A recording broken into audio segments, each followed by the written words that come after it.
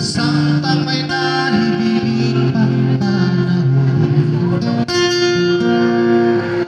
Ang tanang katawan sa Diyos,